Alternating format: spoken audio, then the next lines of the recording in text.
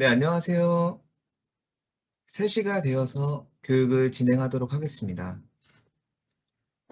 오늘 저는 한국 마이크로소프트 DPSS 팀에 소속되어 있는 김태경이라고 합니다. 윈도우 오피스 서버 같은 제품들을 교육을 하고 있는데요. 오늘은 윈도우 11을 관련해서 오늘 참석하신 선생님들께 소개를 드리려고 합니다. 아무래도 청중이 선생님이시다 보니 선생님들께서 필요한 게 어떤 걸까? 윈도우에 대해서 어떤 걸 알고 싶어 할까? 좀 고민을 해 보았고요. 제가 생각했을 때 윈도우 11이 작년 10월에 첫 출시가 되어서 윈도우 11이 10 대비 11로 넘어갔을 때 뭐 유용한 기능이라든지 유용한 팁이라든지 그런 것들을 조금 궁금해하실 것 같고, 실제 윈도우를 사용을 하시면서 교육적으로 어떻게 좀 더 잘 활용할 수 있을지, 교육적으로 활용할 수 있는 기능이나 앱들이 뭐가 있는지, 또 선생님들이 교무 업무를 하는 데 있어서 업무적으로 또 활용하는 기능들은 어떤 게 있을지가 궁금하실 것 같아서 요 세 가지를 좀 목차로 삼았습니다. 오늘 참석해 주신 여러분은 윈도우 10을 쓰고 계신가요? 아니면 윈도우 11을 쓰고 계십니다? 쓰고 계신가요? 저는 거의 나오자마자 윈도우 11로 올라왔는데요. 어, 사실 제가 사용하는 앱들 중에는 다 대부분 호환이 잘 되었고, 물론 특정 기업 같은 데서는 가끔 앱 호환이 안 돼서 다시 업데이트 하는데 기간이 좀 걸리는 부분도 있었지만, 일반적으로 사용하는 데는 저는 큰 어려움 없이 호환성이 다 되게 좀 사용을 했던 것 같습니다. 네, 그럼 본격적으로 진행을 하도록 하겠습니다. 윈도우 11에 대한 소개 영상이 하나 있어서 그 영상을 하나 보고 가도록 하겠습니다.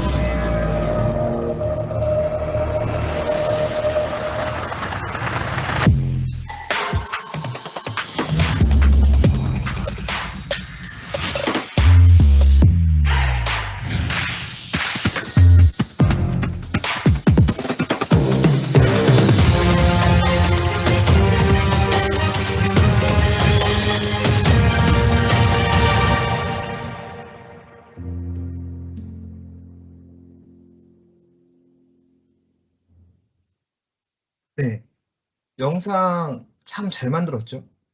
특히 저는 이 음악을 이번에 되게 잘 넣었다는 생각이 들었고, 영상을 보면서 아마 선생님들도 되게 디자인이 예뻐졌다. 또 윈도우 11로 업그레이드 새로 나왔다고 했을 때 뭐 디자인이 바뀌었고 시작 메뉴가 중앙으로 오고 요런 디자인적 요소들이 되게 많이 변했다. 그리고 여러 가지 기능들이 인제 함께 소개가 됐는데 제가 뭐 오늘 소개 드리는 거 말고도 되게 다양한 기능이 있는데 제가 실제로 써 보면서 요런 기능은 사용자 또 선생님들에게 쪼금 도움이 될 만한 기능들이겠다라고 싶은 것들을 골라서 하나씩 소개를 드리겠습니다. 저는 맨 처음 11이 나왔을 때 이 도킹 기능이 생긴 거에 되게 만족을 했습니다. 이 도킹 기능이 뭐냐면 보시는 것처럼 저희가 대부분 듀얼 모니터 환경을 많이 요즘 쓰잖아요. 듀얼 모니터 환경을 썼을 때 사용을 하다가 기존에 작업하던 환경을 구성을 해 놓고 갑자기 뭐 HDMI를 빼고 이동을 했다가 다시 돌아왔을 때 그 HDMI를 다시 연결하면은 기존에 작업하던 작업 환경을 그대로 기억해 줍니다. 그러니까 뭐 잠깐 다른 걸 연결해야 돼서 뺐다가 다시 끼면은 제가 하던 작업이 그대로 유지가 되는 거죠. 이게 되게 사소해 보이는데 저는 업무할 때 되게 편하게 느껴 가지고 저뿐만 아니라 주변 사람들에게도 요 도킹 기능이 되게 조금 인상 깊은 기능이라고 얘기를 많이 들었고요. 또 이 빠른 설정이 저는 좀 눈에 들어오더라고요. 옛날에는 저희가 뭐 와이파이를 설정하면 와이파이를 열어서 설정을 하고 블루투스면 블루투스를 열어서 설정을 하고 요렇게 설정을 했었는데 지금 뭐 바탕화면을 보시면 우측 하단에서 여기 시작 메뉴에 와이파이, 소리, 배터리가 함께 있죠. 여기를 눌러 보면은 그 마치 저희 핸드폰 상단에서 밑으로 내렸을 때 그 화면처럼 와이파이, 블루투스 요런 것들을 한 번에 관리할 수 있고 배터리나 뭐 소리나 이런 것들을 관리할 수 있게 어 더욱 편하게 요런 부분이 바뀌어 가지고 요 부분도 저는 쪼금 '되게 좋은 변화다.'라고 좀 생각이 들었고요. 그리고 이 스냅 기능 같은 경우는 사실 윈도우 10 에서도 있긴 했죠. 아시는 분들만 쓰긴 했는데 윈도우 키 누르고 왼쪽 화살표, 오른쪽 화살표 요런 거를 통해서 이제 화면 분할을 해 주는 기능인데요. 요게 윈도우 11에서는 좀 더 사용성이 올라갔습니다. 뭐 창을 열고 창을 위로 끌어올리면은 그 스냅 기능 창이 뜨거나 최대 최소화 창 위에 마우스 버튼을 올리면 이 스냅 기능 창이 틉니다. 그리고 뭐 여러 가지 분할로 화면 분할을 할 수가 있고 시스템에서 여러 가지 체크를 해서 자기에게 맞는 본인에게 맞는 작업 공간을 구성을 할 수가 있습니다. 네, 좀 더 편해졌고요, 이 스냅 기능이. 이 음성 인식 기능이 가장 저는 임팩트가 있었어요. 이게 저희가 보통 말하는 거를 받았을 때 뭐 여러 가지 앱들을 이용할 수 있지만 특정 앱에서만 활용이 가능했었는데 윈도우 11부터는 음성 인식이 바로 됩니다. 한번 제가 보여드리면 글자를 칠 수 있는 아무 공간이나 가능하고요. 저는 메모장을 우선 열어서 윈도우 그 키보드 자판에서 윈도우 키하고 H키를 누르시면 요렇게 뜹니다. 요렇게 뜨면은 바로 제가 말하는 게 그대로 작성이 됩니다. 그래서 뭐 저 같은 경우에는 선생님들도 마찬가지로 교육을 준비하실 때 한번 말하면서 교육을 준비하고 싶을 때 이렇게 말하면은 제가 말하는 거를 그대로 받아 적어 줍니다. 또 타이핑 치기 귀찮으실 때 뭐 교육 자료를 만들다가 말하는 걸로 작업이 다 가능하죠. 그 정확도를 보시면 생각보다 엄청 높죠. 왜냐면 이 뭐 번역이나 자막이나 이런 것들이 사실 옛날부터 나온 기능이잖아요. 뭐 2015년, 2012년부터 나온 기능인데 인공지능을 기반으로 학습을 하다 보니까 제가 이렇게 말하는 게 계속 모든 사람이 말하는 게 학습이 되면서 그 정확도가 엄청 높아졌고 최근에는 번역이나 실시간 번역이나 이렇게 받아쓰기 하는 기능이나 하는 퀄리티를 보면 되게 높아졌습니다. 그래서 요거를 되게 잘 활용하실 수 있을 거고요. 이 메모장뿐만 아니라 뭐 선생님들이 교육에 활용하는 어떤 앱에서든지 채팅만 칠 수 있는 공간이라면 요 기능을 활용해서 말로 타이핑을 칠 수 있는 기능이죠. 이게 되게 유용합니다. 뭐 회의록을 작성하실 때든 혼자 어떤 뭐 문서를 쓸 때든 활용도가 되게 높아서 요거를 한번 활용해 보시는 걸 추천드리고, 단축키는 윈도우 H입니다. 여기 윈도우 H키를 누르면 바로 해보실 수 있습니다. 뭐 오늘 들으시면서 뭐 같이 뭐 듀얼 모니터 쓰고 계시면은 하나는 보고 하나는 같이 따라해보는 거를 같이 해보시면 좋을 것 같아요. 오늘 뭐 모두 다 데모를 보여드리진 않지만 실제로 좀 데모를 보여드리면 더 이해가 빠른 것들은 최대한 보여드리려고 합니다. 다음으로 채팅 기능. 팀즈는 사실 너무 이제 잘 아실 텐데요. 그 윈도우 11에 저희가 사용하는 그 팀즈 말고 11에 기본적으로 깔려 있는 팀즈가 있습니다. 팀즈, 윈도우즈 11 for 팀즈였나요? 그 제가 지금 밑에 화면에서 빼놨는데, 그 윈도우 11을 설치하면은 작업 표시줄에 이 윈도우 11 인테그레이트 팀즈가 설치가 되어 있고, 거기에 이제 MS 계정으로 로그인만 하면은 쉽게 채팅하거나 뭐 해당 친구나 뭐 선생님의 이메일이 있다면 거기서 이제 화상 통화를 한다던가 채팅을 한다던가 그런 거를 쉽게 하도록 기본적으로 깔려 있습니다.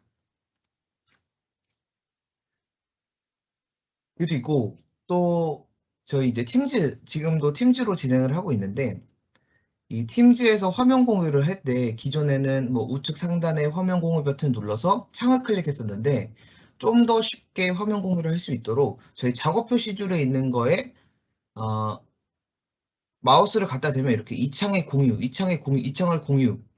떠서 요거를 클릭하면 바로 화면이 공유되게.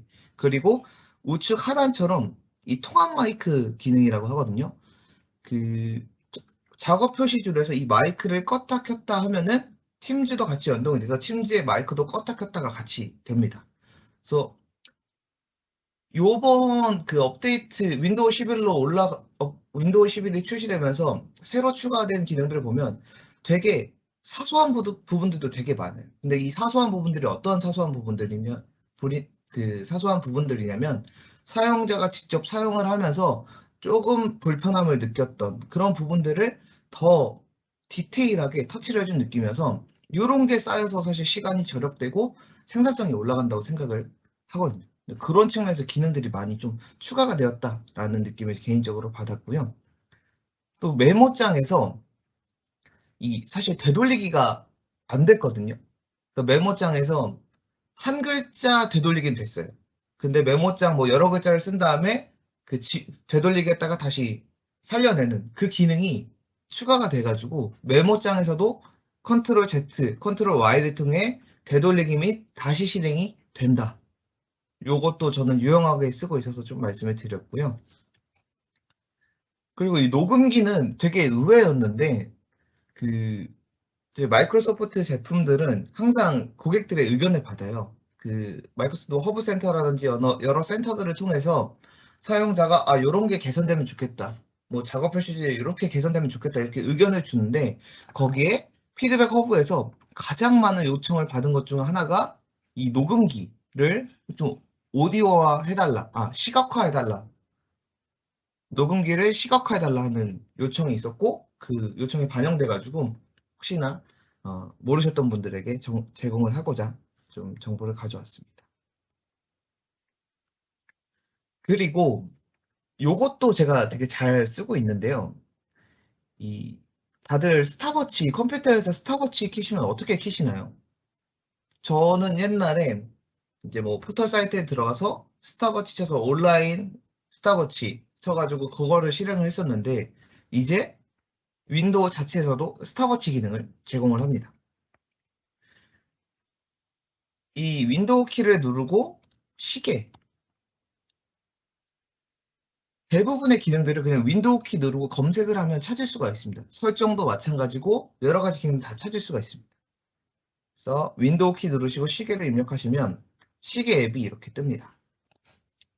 그럼 뭐 포커스 세션도 있고 타이머, 알람, 스탑워치 이렇게 있습니다. 그래서 한번 실행을 해볼까요? 이렇게 작게 띄워서 스탑워치를 이렇게 할 수도 있고요. 그래서 뭐 타이머나 스탑워치가 컴퓨터에서 필요한 경우에 그냥 윈도우에 깔려있는 시계에 들어와서 사용하시면 된다. 아마 모르셨던 분들이 꽤 되실 거예요. 왜냐면 저도 최근에 추가된 기능이기 때문에 몇 달 전부터 썼던 기능이라 말씀을 드렸습니다.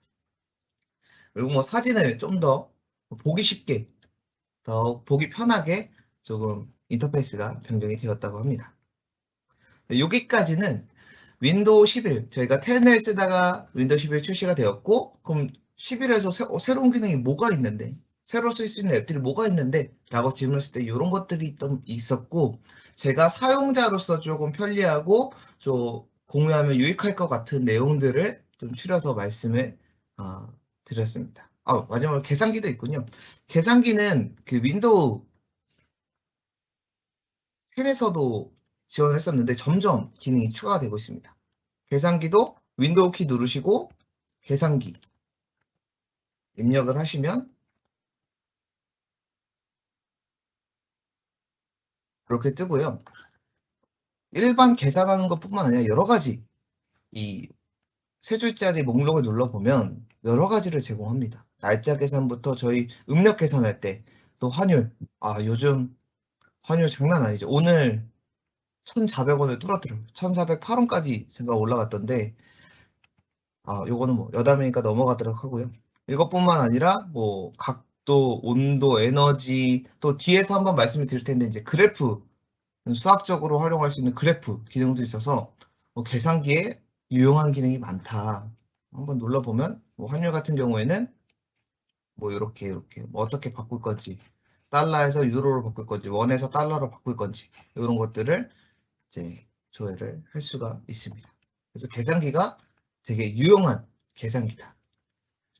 그리고 이어서 선생님들의 업무는 크게 두 가지죠.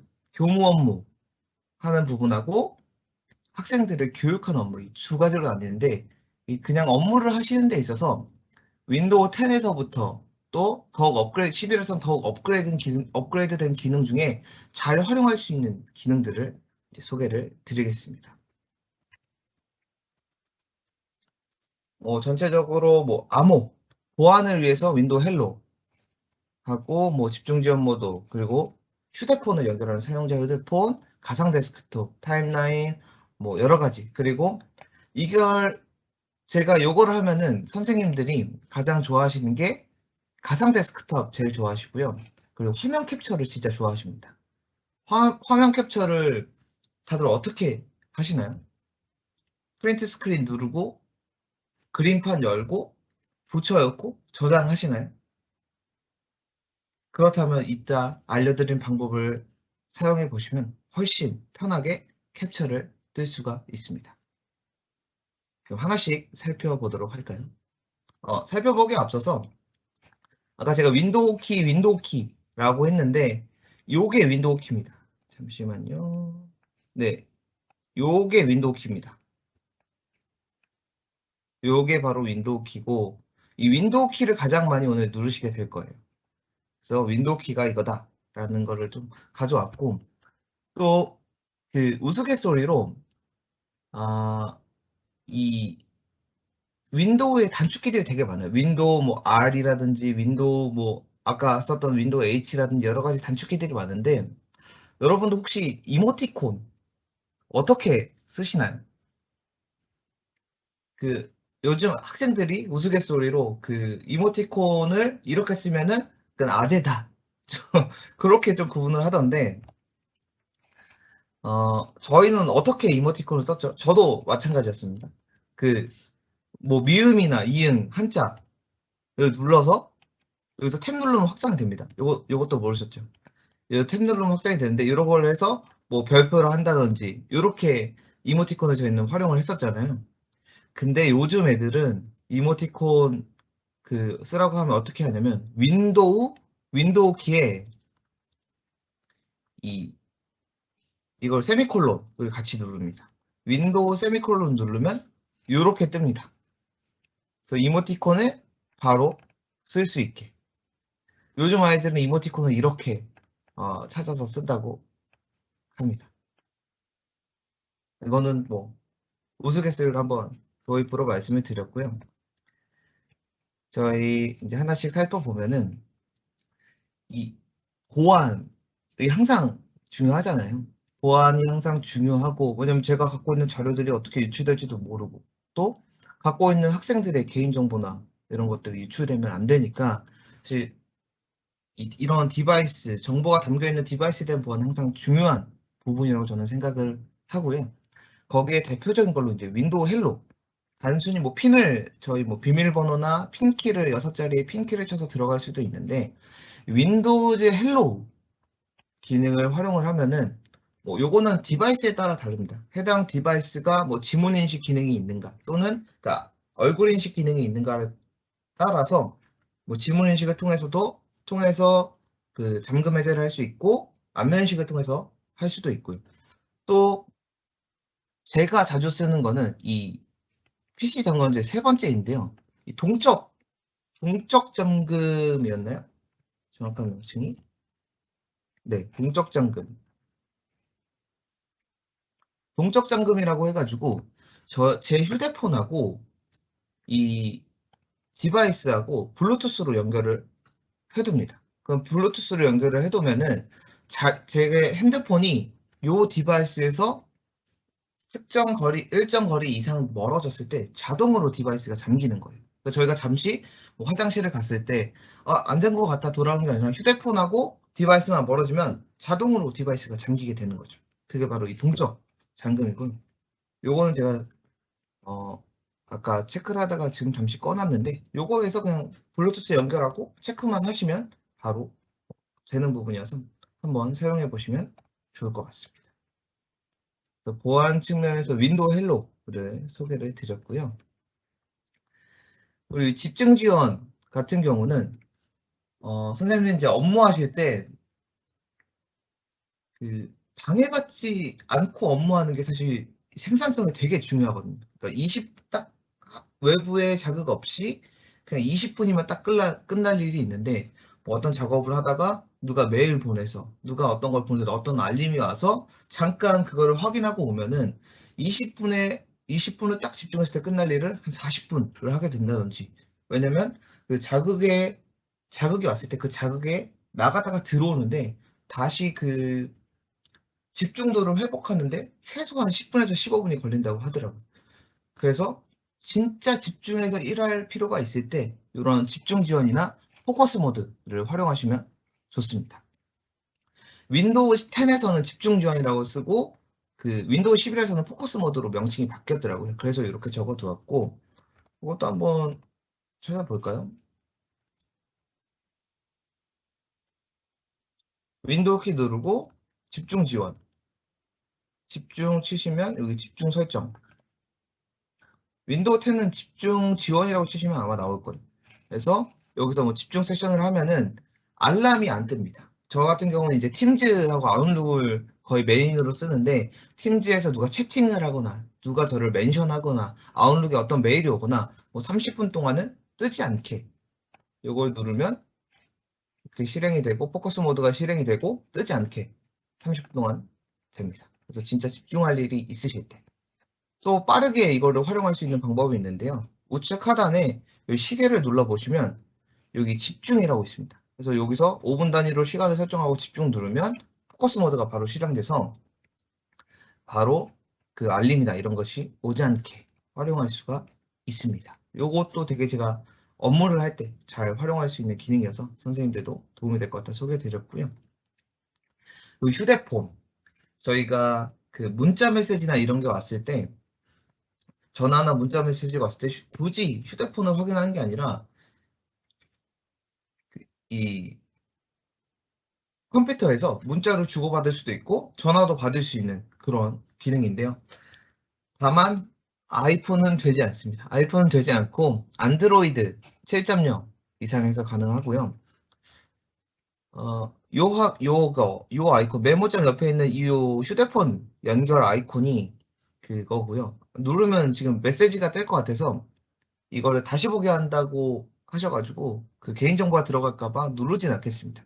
근데 만약 이 아이콘이 없다면 그 항상 스토어, 오늘 설명드린 앱들이 만약 설치가 안 되어 있다면 윈도우 스토어, 마이크로소프트 스토어, 영어로 치면 더 잘 나오는데 스토어에 들어가셔서 검색을 하고 다운로드 받으면 해당 앱이 설치가 됩니다. 네. 넘어가도록 하고요. 그 다음으로 가상 데스크탑. 요게 그 활용도가 되게 높아요.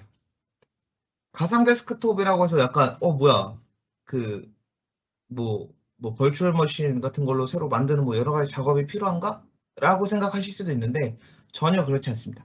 쉽게 윈도우 화면을 가상으로 하나 더 만들어줍니다. 하나뿐만 아니라 여러 개 만들 수 있습니다. 제가 아까 데모를 보일 때 발표 자료를 보여주다가 갑자기 휙 바탕화면 넘어갔죠. 이렇게. 요게 이 가상 데스크탑 기능을 활용한 겁니다. 이 가상 데스크탑 기능은 크게 두 가지로 나뉠 수가 있어요. 첫 번째는 업무를 하실 때 업무 공간의 분할이 필요할 때 지금 해야 될 일이 교육을 위한 교육 자료를 만드는 일이 있고 또 교무 업무를 위해서 어떤 보고서를 만들어야 되는 일이 있어요.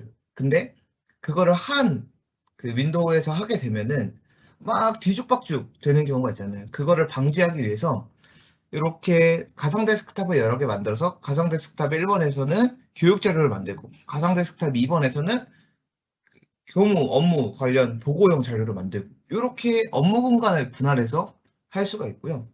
또 요즘 약간 11에서 더 팬시해져가지고 바탕화면을 각자 설정을 할 수가 있습니다.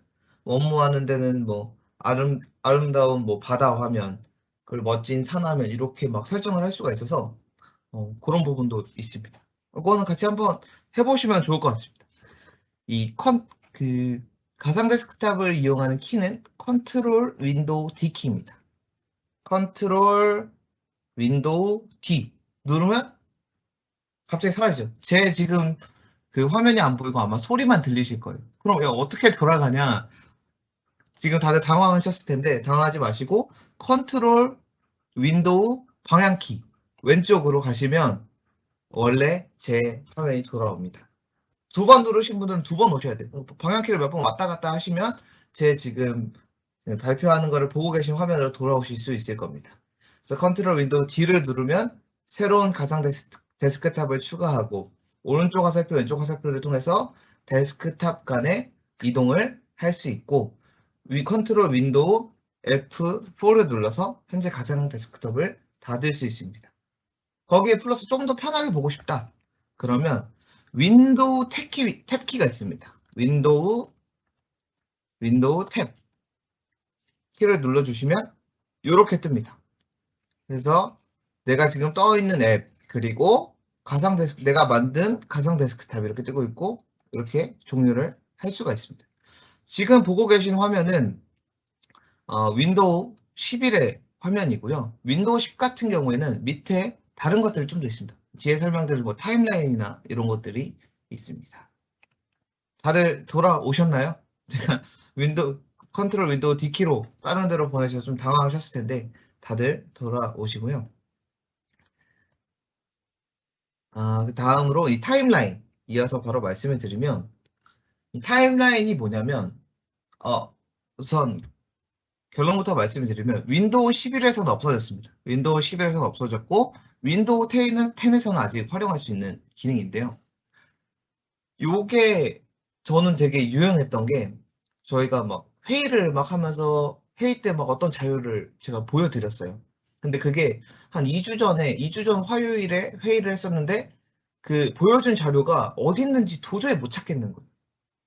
그랬을 때 이 타임라인 기능을 켜두면 지금 여기서는 제가 뭐 못 보여드리지만 검색해서 뭐 타임라인 치고 타임라인 치시면 거기 들어가서 타임라인 활성화하기, 타임라인 켜기 이런 게 있어서 그걸 켜주시면 이렇게 자기가 과거에 열었던 파일들을 다 볼 수가 있습니다. 내가 어제 이런 파일들을 열었구나. 아까 같은 그 미팅에 열었던 파일들을 기억할 때 해당 일자로 가가지고 요게 아마 3개월 정도였나? 그 정도의 기간까지 최대 기억을 하는 걸로 알고 있어요. 그래서 2주 전에 그 날짜에 그 시간대를 가보면 '내가 열었던 파일이 이거구나.' 해서 그 파일을 쉽게 찾을 수 있었고, 저도 과거에 활용했던 경험이 있어서 혹시나 어떤 자료를 보여줘 자료가 어디 있는지 기억이 안 났을 때, 내가 어떤 미팅에서 보여줬던 거는 기억이 나는데 어디 있는지 기억이 안 날 때 이거를 활용하시면 도움이 됩니다. 그럼 윈도우 11에서는 이 기능이 없어졌는데 뭐 이거를 뭐 대신하는 기능이 있냐라고 했을 때, 뭐 요게 그나마 요게 이제 윈도우 화면에서 시작 버튼을 누르시면 맞춤이라는 카테고리가 있습니다. 근데 요거는 되게 타임라인처럼 길게는 안 되는 것 같고, 뭐 어제 하고 뭐 옛날 몇 개 정도 이렇게 떠 가지고 뭐 자기가 최근에 열었던 자료들을 뭐 요렇게 확인할 수 있는 정도인 것 같습니다. 네, 타임라인은 요렇게 되어 있고요. 최근 한 달까지네요. 3달이 아니라 한 달까지 되고, 네, 이렇게 윈도우 10에서는 작업 기록을 치시면 이렇게 뜨고, 여기 열어서 이 장치의 내 활동 기록을 저장을 체크를 하면은 한 달 동안 내가 어떤 파일을 열었는지를 다시 볼 수가 있습니다. 그리고 요것도 제가 되게 잘 활용하는 기능 중 하나입니다. 클립보드 검색 기록인데, 요거는 특히 아마 교육 자료를 만드실 때 편하실 거예요. 그러니까 저희가 가장 자료를 만들 때 가장 많이 쓰는 게 혹시 어떤 기능인지 아시죠? 아실 거예요, 이거는. 왜냐면 모두 다 쓰는 컨트롤 C, 컨트롤 V. 복사 붙여 엮기를 사실 가장 많이 쓰죠. 근데 아, 이런 생각 해보신 적 없으세요? 내가 그 보면서 다 복사해 넣고 그냥 한 번에 다 붙여 엮고 싶다. 요 생각을 혹시 해보신 적 있으신가요? 저는 있었고, 그 기능이 바로 이 클립보드 기능입니다. 또 윈도우 키를 누르고 클립보드라고 치시면 클립보드 설정, 윈도우 11에서는 클립보드 설정이라고 나옵니다. 여기서 이제 검색 기록을 첨으로 바꿔주면은 윈도우 V 키를 이렇게 눌렀을 때 이렇게 나옵니다.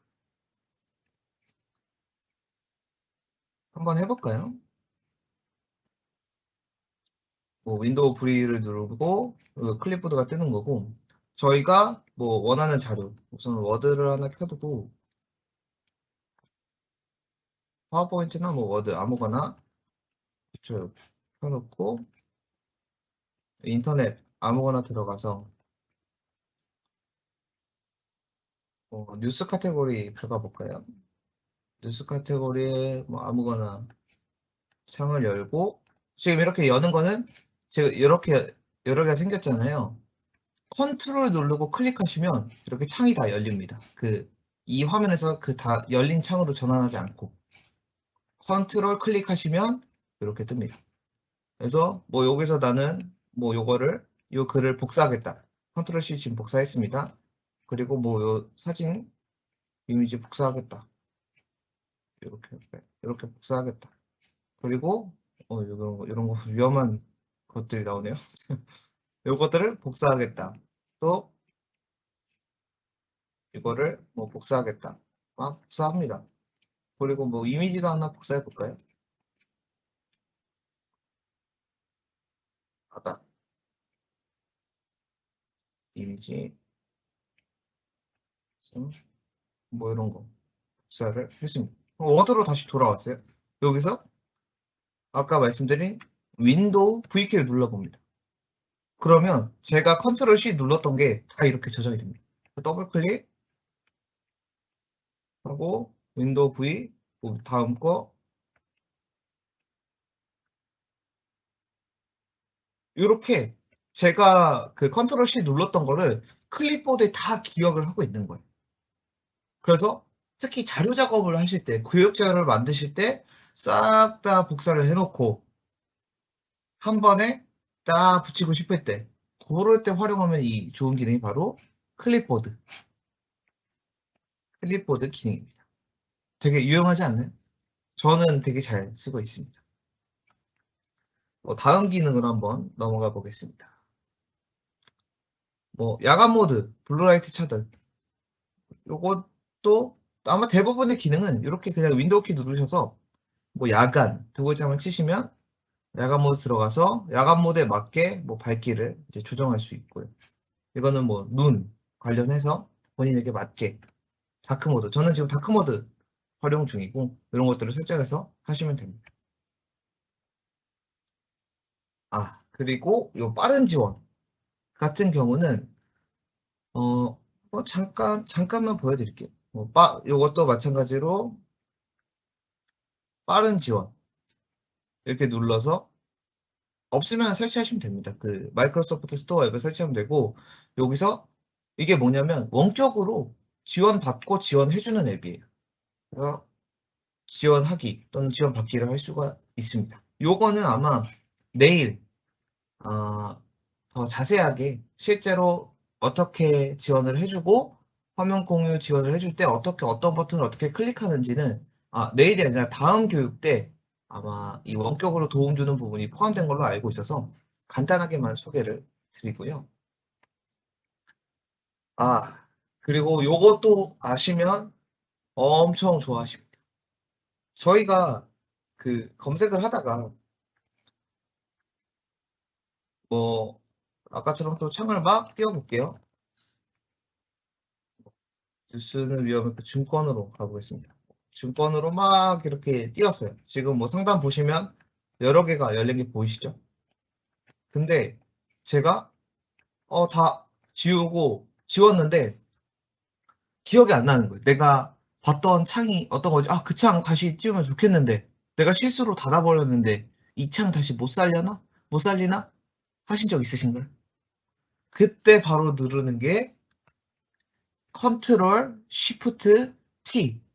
오늘 하나 사실 요것만 건져도 요것만 기억하셔도 가장 유익했다 생각하실 거예요. 컨트롤 쉬프트 T 누르시면 제가 껐던 창이 순서대로 하나씩 뜹니다. 이게 기억하는 게 되게 많아요. 그래서 아까 제가 껐던 거 저희 클립보드 할 때 떴던 창도 다 뜬 거 지금 보이시죠? 요거가 아주 유용하고 아주 좋아하시는 기능이어서 실수로 창을 껐을 때 요거를 꼭 활용을 하시고요. 또 사실 이 인터넷에서 단축키는 되게 많아요. 아까 말씀드린 컨트롤 누르고 여는 거부터 시작을 해가지고 컨트롤 1번, 2번, 3번, 4번 하면은 탭 간의 이동이 가능하고요. 그리고 컨트롤 탭을 누르면 이 탭에서의 이동이 가능합니다. 요런 거는 근데 쓰시는 분들 쓰시고 안 쓰시면 안 쓰셔서 맨 처음 그것만 기억하시면 됩니다. 내가 실수로 창을 껐을 땐 컨트롤 쉬프트 T를 눌러라. 요것만 기억하시면 됩니다. 화면 캡처. 화면 캡처도 아주 제가 오프라인에서 교육할 때 이 선생님들 눈이 되게 초롱초롱해집니다. 화면 캡처 얘기 가상 데스크탑 그리고 화면 캡처 그리고 컨트롤 쉬프트 T 요 세 가지 말씀드렸을 때 가장 초롱초롱해지시는 부분이어서 말씀을 드리면 되게 여러 가지가 있어요. 근데 기본적으로 프린트 스크린은 저희가 이미 너무 잘 과거에 썼던 기능이죠.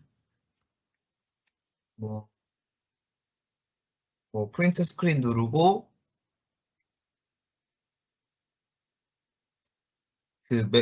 그림판 열고 붙여 열고 그림 넣는 가 있는데 일단 가장 먼저 알려드리고 싶은 거는 윈도우 쉬프트 S 이렇게 한번 눌러보시면 윈도우 쉬프트 S 누르면 이렇게 창이 뜹니다. 그래서 제가 원하는 부분을 이렇게 바로 캡처를 할 수 있도록 이렇게 캡처를 하면은 바로 복사가 되어 있습니다. 그래서 캡처한 다음에 바로 붙여넣기가 가능하고요. 해놓고 윈도우 쉬프트 S 누르고 원하는 영역을 할 수도 있겠지만 이렇게 지금 캡처를 하고 싶을 때도 있을 거 아니에요. 그럴 때도 이렇게 자유롭게 캡처도 가능합니다. 네, 이렇게도 캡처가 가능하고, 뭐 창 모드 또는 전체 화면 모드, 이렇게 지금 열린 창 하나만 내가 캡처하고 싶을 때 이런 것도 가능하죠. 네. 요거 되게 유용하고, 뭐 단축키로 안 쓰고 싶으시다면 캡처라고 치시면 이 캡처 도구가 뜹니다. 그러면 동일한 그 기능들을 이용하실 수가 있고요. 그리고 저 같은 경우에 오늘 제가 이렇게 발표를 진행을 하잖아요. 발표를 진행하다가 제가 뭐 증빙으로 요 발표 사진을 넣어야 돼요. 그랬을 때 제가 가장 많이 쓰는 거는 윈도우 프린트 키입니다. 여기 세 번째 있는 건데요. 윈도우 프린트 스크린. 윈도우 프린트가 누르면 지금 제가 보고 있는 화면이 캡처가 되는 거예요. 뭐 날짜가 나와야 되니까 저 같은 경우는 이렇게 해서 잠시만요. 캡처를 한번 넣어볼게요. 그러면 여기 어디에 있냐면 사진에 스크린샷, 그리고 제가 아주 많이 활용하는 걸 느끼시겠죠? 이렇게 캡처가 필요할 때 이렇게 열어보면은 제가 열었던 화면 그대로 캡처가 되어 있죠. 그러니까 제작하는 과정을 생략하고 싶다. 그럴 때 윈도우 프린트 키를 누르면 그냥 되는 거예요. 그러면 요거 두 가지만 사실 기억하시면 돼요. 그 윈도우 시프트 S하고 윈도우 프린트, 요 두 가지만 이용해서 활용하시는 거를 저는 추천드리고, Alt가 들어가면 뭐냐? Alt가 들어가면 그 창을 하나 선택을 하는 거예요. 그러니까 전체 화면이 아니라 뭐 그 인터넷 창이면 인터넷 창 하나만 캡처하고 싶을 때, Alt 프린트 스크린은 그 창을 캡처만 한 거고 저장은 안 돼요. 윈도우 키가 들어가야 바로 저장이 되는 거예요. 윈도우 Alt 프린트 스크린 누르면 그 창만 캡처해서 바로 저장하는 거죠.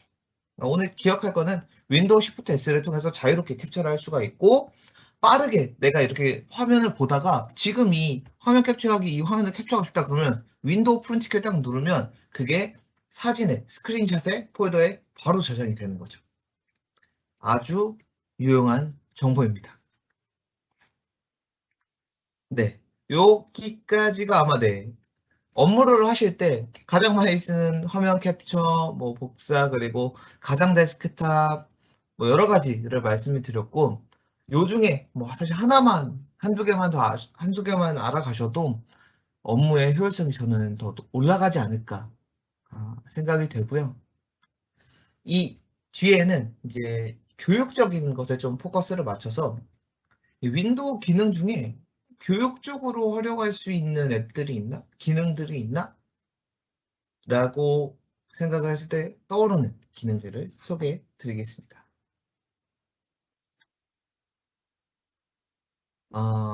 먼저 몰입형 읽기, 사실 꽤 들어보셨을 거예요. 거의 그 전부터도 그랬겠지만 최근 한 2, 3년 동안 이 몰입형 읽기에 대해서 되게 얘기가 많이 되었던 것 같아요. 어떤 연수를 갔던, 저희가 받는 자료를 보건 이 몰입형 읽기에 대해서 되게 많이 강조가 된 거고, 요거는 뭐냐면 아까 기억하시나요? 윈도우 H키가 제가 말한 거를 받아 적어주는 친구였다면, 몰입형 읽기 같은 경우는 텍스트를 읽어주는 친구입니다. 그러다 보니까 여러 가지 활용이 가능하겠죠. 텍스트를 읽어주니까 저학년에서 말하기 연습을 할 때, 제대로 읽는 소리를 듣고 싶을 때, 속도를 조절하면서 듣고 싶을 때에 활용이 하나 가능하고요. 또 영어에서 뭐 영어 질문을 원어민이 읽는 거를 듣고 싶다 했을 때 이 몰입형 읽기 기능을 이용하면은 활용 가능합니다. 여기 영상인데 The true purpose of education. 영상은 스킵하도록 하고, 또 말하기 수업에서 활용할 수 있는 게 요 리딩 프로그레스. 요거는 팀즈에 있는 기능입니다. 팀즈에 있는 기능인데 어떤 거냐면 아이들이 영어 스피킹을 했을 때 그 단어를 얼마나 정확하게 발음했는지, 얼마나 정확하게 발음했는지가 되게 저는 중요했던 것 같고, 이렇게 보면은 이 지금 어린아이가 영어로 말을 했고 이렇게 뜨는 겁니다. 89점의 어큐레이트 레이트 정확도가 있고 요 단어들이 뭐 선명하게 들리지 않거나 뭐 잘 들리거나 잘 들리지 않거나 이런 것들을 피드백해 볼 수 있는 거여서 말하기를 연습할 수 있는 기능이다 라고 해서 좀 소개를 드리고 싶었고요. 그리고 이 원노트 이게 옛날에 지금은 아까 윈도우 H키를 소개해 드리면서 저희가 말하는 모든 거를 받아쓰기를 할 수 있게 된 거잖아요. 근데 옛날에는 이제 원노트에서만 가능하거나 어디 뭐 파워포인트에서만 가능하거나 했어가지고 그때 원노트는 이제 메모장이나 여러 가지 기능들로 활용되고 뭐 수학적 도구로도 활용되고 하는데 그중에 이제 받아쓰기 특히나 이제 뭐 회의록을 작성할 때 그때 활용하면 좋다. 또는 받아쓰기가 가능하기 때문에 아이들이 말한 게 잘 받아 적히는지 그런 거를 통해서 또 말하기 수업으로도 활용할 수가 있겠죠. 자막 기능, 파워포인트 자막 기능, 파워포인트에서 특히 선생님들이 온라인으로 저희가 이제 오프라인 수업도 하고 온라인 수업도 하고 이런 전환이 뭔가 되게 자유로워진 환경이 되어버렸잖아요. 그러다 보니까 수업을 진행할 때 학생들의 편차가 있을 수밖에 없죠. 말하기 능력이라든지 듣기 능력이라든지 뭐 다른 영역의 학습 속도가 다 차이가 날 수 있는데 자막이 필요한 친구들이 있을 건데 이렇게 파워포인트로 하면서 자막을 활성화를 하면은 바로 밑에 자막이 뜨게 할 수가 있고요. 여기서 아마 자막 시작을 누르면 바로 되는 걸로 자막을 이렇게 넣어놓으면 지금 언어 설정이 되어 있는 제가 확인을 안 했는데 이렇게 온라인 수업을 진행할 때 자막이 혹시나 필요한 친구들이 있을 때는 그냥 바로 파워포인트에서 진행하다가 이렇게 켜주면 되게 도움이 되고요. 그리고 요거는 그 수업하고는 약간 별개인데 최근 업데이트 중에 하나가 이 라이브 캡션 실시간 자막이 윈도우에 또 추가가 되었어요. 요거는 약간 여담입니다. 최근 업데이트된 윈도우에 보시면 여기 이 우측 하단에서 와이파이 소리 배터리 있는 곳에 접근성에 눌러보면 이 라이브 캡션이 있는데요. 요거는 지금 영어만 됩니다. 그래서 윈도우 자체에서 제공하는 거기 때문에 저희가 뭐 드라마를 보건 아니면 뭐 유튜브에서 어떤 영어 영상을 보건 그게 이제 영어로 실시간 제가 지금 한국어로 말해서 안 뜨는데 요거를 켜놓으면은 영어 컨텐츠를 학생들하고 같이 볼 때 요거를 켜놓으면 실시간으로 그냥 자막이 달립니다. 유튜브 컨텐츠가 아니더라도 그냥 동영상으로 된 파일이더라도 그냥 영어로 말하면 영어 소리가 컴퓨터에서 나면은 바로 자막이 뜨는 기능이어서 요것도 한번 알아두시면 좋을 것 같아서 잠깐 소개를 드렸고요. 아마 지금 이 실시간 자막하고 같이 켜놔가지고 저 바깥게 안 된 것 같아요. 자막을 끄도록 하고요.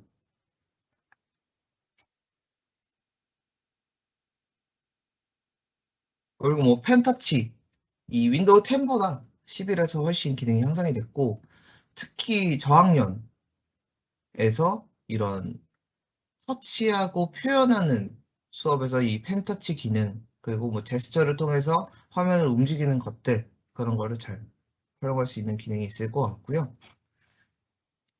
또 제가 말씀드린 것 중 하나가 이 마인크래프트 교육을 많이 말씀을 드려요.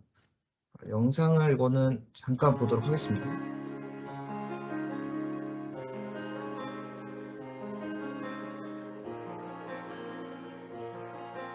기억나는 선생님 표현하기 시작.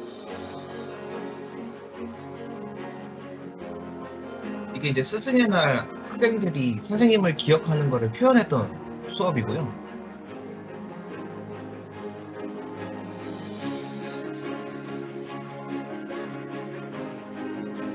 자, 이제 발표 시작할게. 태연이 발표 시작하세요. 이거는 편집된 거예요. 학생들이 먼저 간다고 막 뛰어가다가 문이 부서졌습니다. 선생님 제가 돈도 없고 어디 계신지 몰라서 편지를 쓰겠습니다. 선생님들 즐겁게 보내세요. 우와, 현우가 나한테 편지 썼어. 선생님 안녕하세요. 아니다. 네. 선생님 지금 6학년 4반에 와서 이거 편지 잘 들었어. 너무 고마워. 네. 감동인데 선생님한테 편지 쓰고. 야, 고마워 현우야. 잘 지내고 있어? 네, 잘 지내고 있어요. 아, 성규야, 에? 뭐 이런 걸 만들었어? 네. 이렇게 그 표현의 도구로서 이 마인크래프트를 활용하시면 되게 아이들의 집중도도 높고 특히나 이 꿈에 대해서 아이들이 너의 꿈이 뭐야? 이렇게 물어보는 방법도 있겠지만 마인크래프트에서 너의 꿈 한번 표현해봐 하면은 훨씬 구체적으로 표현을 합니다. 예를 들어 저는 선생님이 되고 싶어요. 그럼 선생님이 되는 그 교실을 아이들이 표현하고 나는 이런 교실에서 이런 그 교육을 하는 사람이 되고 싶다. 또는 소방서를 크게 표현을 해가지고 마인크래프트 내에서 나는 이런 소방관이 경찰서를 표현하거나 그런 측면에서 이런 표현의 도구로서 마인크래프트를 잘 또 활용하기 때문에 마인크래프트도 교육도 되게 활용할 수가 있다. 라는 걸 좀 말씀드리고 싶었고, 그리고 이 온라인 수업으로 되면서 가장 다 어려웠겠지만 특히 이 수학 선생님들이 되게 어려웠다는 얘기를 저는 많이 들었어요. 수학을 온라인으로 이제 수업을 하는 게 되게 어려웠고 실시간을 이렇게 잘 소통하면서 봐줘야 되는데 또 아이들이 그런 교육 디바이스에서 수학을 한다는 게 키보드로 치는 것도 되게 힘들고 했는데 이 원노트에 수학 도움이라는 기능이 있습니다. 그래서 뭐 x제곱 플러스 y제곱 플러스는 16이라고 썼는데 요거를 이렇게 아이들이 펜으로 그리거나 그 마우스로 그리면 요거를 수식으로 이렇게 변환을 해줍니다. 수식을 변환을 해주고 뭐 만약 이러한 뭐 문제같이 수식이 되어 있다면 이 밑에 퀴즈 생성이라는 게 있어서 비슷한 문제들을 뭐 해를 구하는 비슷한 문제들을 자동으로 생성해주고 그 문제를 또 풀어볼 수 있는 기회가 될 수 있는 이런 수학적 도움이 원노트에 수학적 도우미가 있어서 이것도 잘 활용할 수 있어서 소개를 드립니다. 그리고 아까 말씀드린 이 계산기 한번 보여드릴까요? 계산기 쓰시면 아마 저는 그랬었거든요. 막 이상한 수식의 그래프는 어떻게 그려질까 했을 때 저희도 막 모르는 x제곱 플러스 y세제곱 뭐 플러스 z제곱은 3 이런 거 어떻게 그려져요? 라고 했을 때 되게 고급이라고 해야 되나요? 그런 건데 이 그래프 기능을 이용을 하면은 그런 것들을 그릴 수가 있어요. 오늘은 간단하게만 하면 x 플러스 y를 할까요? 잠시만요. 식입력에 x 플러스 y는 9 넣고 여기 그래프 모드로 다시 전환하면은 이 그림이 그려집니다. 그러니까 이런 수학적 호기심이 있는 친구들한테 그래프를 어떻게 그리냐 물어봤을 때 저는 옛날에 어떻게 했냐면 그런 이상한 게 있으면 숫자를 다 넣어봤어요.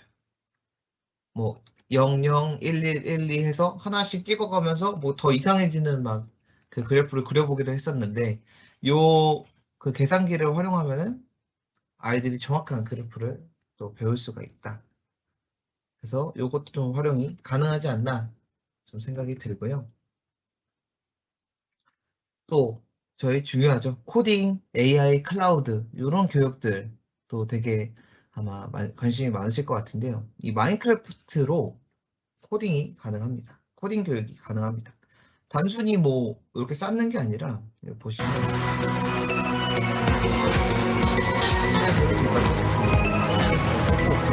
이렇게 왼쪽에서 블록 코딩도 가능하고 오른쪽에서처럼 스크립트 코딩도 가능합니다. 블록 코딩을 통해서 쉽게 자동으로 할 수 있고 우측 같은 경우에는 스크립트 코딩으로 해줍니다. 자기가 실제로 이런 블록을 쌓으면서 표현을 하고 그 표현을 더 쉽게 하기 위해서 블록 코딩을 활용한다던가 또는 스크립트 코딩을 활용을 해서 그거를 코딩 수업을 진행할 수가 있는 거죠. 스크립트도 활용 가능하고 블록도 가능해서 되게 다양한 학년이 모두 활용할 수 있는 기능이지 않을까 싶습니다. 제가 알기로는 파이썬도 이 마인크래프트 내에서 활용할 수 있는 것으로 알고 있는데 파이썬을 통해서도 이렇게 구현을 할 수가 있어서 코딩 교육의 수단으로 이 마인크래프트 교육용 에디션이 있다로 생각해 주시면 될 것 같습니다. 오늘 이야기를 이제 좀 정리를 하려고 합니다. 오늘 얘기 드린 거는 이제 윈도우 11에 대한 내용이 주였고 윈도우 11에 대한 새로운 기능들 또 윈도우가 갖고 있는 업무적으로 활용할 수 있는 생산성 기능들 또 교육적으로 활용할 수 있는 기능들을 좀 전체적으로 소개를 드렸고요. 그 중에 잊지 말아야 될 것은 캡처, 화면 캡처와 꺼진 창 다시 살리는 거. 한번 대답해 보시겠어요? 뭐 들리진 않지만 꺼진 인터넷에서 실수로 끈 창을 다시 살릴 때는 컨트롤 쉬프트 T를 누른다. 그리고 화면 캡처를 할 때는 바로 캡처하고자 하면 윈도우 쉬프트 S를 눌러서 캡처를 하거나 윈도우 프린트 키를 눌러서 바로 사진 스크린샷 폴더에 저장을 하거나 요 두 가지는 꼭 기억하셔서 기억하시면 진짜 도움이 될 거예요. 앞에 내용이 이렇고 이 OS에 대한 이 윈도우에 대한 얘기를 드렸는데요. 가장 제가 먼저 했던 고민이 선생님들에게 이 최고의 교육 또 교육용 디바이스는 뭘까? 라고 생각을 했을 때 세 가지가 떠오르더라고요. 디바이스, 뭐 스마트 기기, 거기에 이제 OS, 윈도우 같은 OS, 그리고 교육, 솔루션. 이렇게 세 가지가 있는데 여기서 가장 중요한 거는 단언컨대 솔루션이죠.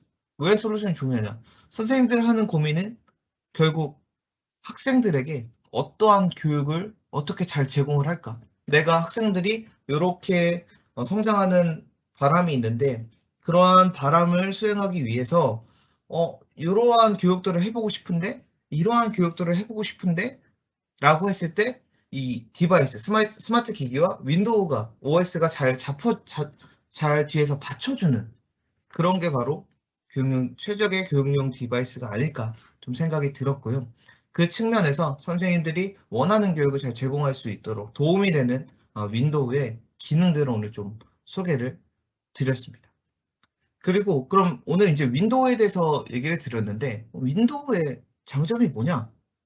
라고도 생각을 하실 수 있을 것 같아요. 그래서 이제 윈도우 장점이 뭐냐라고 했을 때 저는 세 가지를 말씀을 드립니다.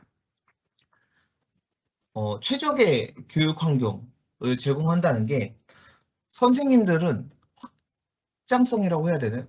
그러니까 선생님들은 이런 교육도 해보고 싶고 저런 교육도 해보고 싶고 이런 교육 해보고 싶은데 그런 교육이 다 가능한 디바이스가 윈도우라고 저도 생각이 됩니다. 뭐 3D 프린터로 출력을 하건 뭐 메이크 교육에서 뭐 아두이노 활용을 한 교육을 하건 아두이노 같은 경우에는 반드시 윈도우에서만 할 수가 있거든요. 이렇게 그 아두이노 활용하려면 윈도우에서만 할 수가 있습니다. 그리고 뭐 3D 프린팅을 할 때 그 출력할 때 윈도우 디바이스에서 출력이 가능하거나 이런 부분들이 있어서 선생님들이 어떠한 교육을 원하건 활용할 수 있는 게 바로 이 윈도우라는 거에서 큰 장점이 하나가 있는 것 같고요. 또 두 번째로 이 스마트 교육의 확장.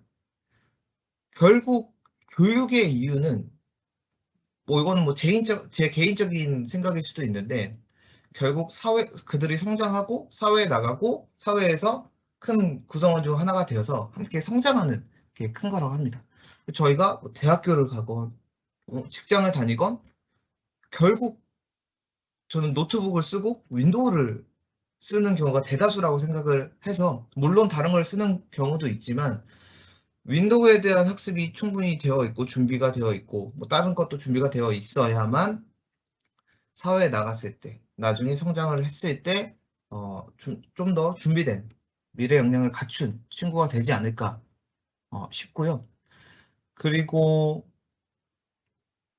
이 학습이란 게 아이들에게 뭐 숙제를 내주면 뭐 학부모님들의 도움을 받는 경우도 많잖아요. 학부모님의 도움을 받는 경우도 많은데 학부모님들이 다른 기기들을 모를 수도 있거든요. 윈도우는 상대적으로 더 많은 사람들. 저는 이제 이 교육 시험을 볼 때 선생님, 그리고 학생, 학부모 이렇게 셋을 주요 그 구성원이라고 생각을 하거든요. 근데 이 셋에게 모두 익숙하고 편한 게 바로 이 윈도우지 않나라고 좀 생각이 들어서 또 사회에 나갔을 때도 이 윈도우 관련하는 게 더 확장성이 높지 않나라고 생각이 들어서 이 윈도우에 대한 부분은 필수적으로 좀 진행되어야지 않나라고 개인적으로 좀 생각을 합니다. 그리고 세 번째로 이 스마트 기기 관리. 이 관리가 되게 중요해지는 것 같아요. 옛날에는 저희 뭐 컴퓨터실 해가지고 컴퓨터실 안에 있는 디바이스만 관리를 하면 됐는데 지금 어떻죠? 거의 학생들이 1인 1디바이스 모두가 지금 되진 않았지만 1인 1디바이스를 갖는 것을 최종 목표로 계속 나아가고 있죠. 뭐 서울에서 뭐 디버 사업도 있었고 여러 가지 정책적으로도 그런 1인 1디바이스를 추구하고 있는데 이렇게 디바이스가 늘어가면 그래서 선생님들이 관리에 대한 부담이 있죠. 학생들의 디바이스를 계속 관리해야 되고 뭐 교육청에서 대여를 해서 뭐 몇 대, 100대, 200대 가져오면은 그 반납할 때 1년 될 때면 다 리셋해서 다시 보내줘야 되고 이러한 이제 관리 측면의 그 니즈가 있는데 거기에 있어서 뭐 인튠을 활용하거나 그 MDM 솔루션 여러 가지를 활용해서 이 윈도우에서 기기를 뭐 쉽게 리셋을 한다던가 뭐 그렇게 활용할 수 있는 측면이 있어서 요 세 가지를 이제 윈도우를 타사 대비 윈도우가 가치 있는 부분이라고 저는 생각을 해서 끝으로 조금 말씀을 드렸습니다. 네, 오늘 윈도우에 대한 여러 가지 기능들 그리고 실제로 선생님들이 업무를 하시는데 또 교육을 진행하시는데 이러한 제가 오늘 소개해드린 기능과 앱들 그리고 팁들이 도움이 되어서 아이들에게 더욱 좋은 교육이 제공이 되고 그 아이들이 사회적으로 더 큰 공헌을 하는 선순환을 만드는 사회가 됐으면 좋겠습니다. 오늘 교육에 참여해 주셔서 너무 감사하고요. 오늘 진행된 내용은 여기 유튜브가 아닌 다시 보기로 또 제공이 될 예정이니 많이 도움이 되었으면 좋겠습니다. 감사합니다.